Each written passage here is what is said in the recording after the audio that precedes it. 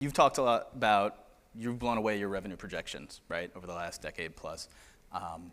What role does sponsorship play in that? And I guess what role can they play in growing the game of soccer, right, and kind of bringing more fans into what you guys are doing?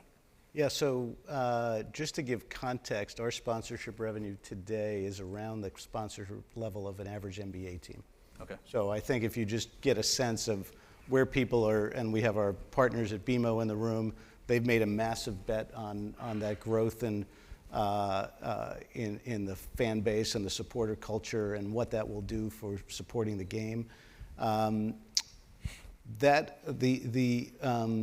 When you look at ticket revenue, I think the league is blowing it out, and as you can see, the growth rates creating a great in-stadium experience.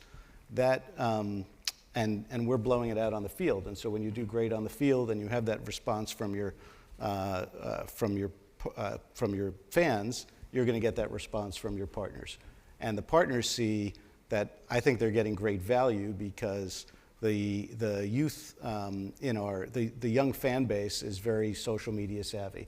And so the value they're getting is not just the impressions they're getting in the stadium, not just the impressions they're getting from broadcasting, they're getting the impressions from social media.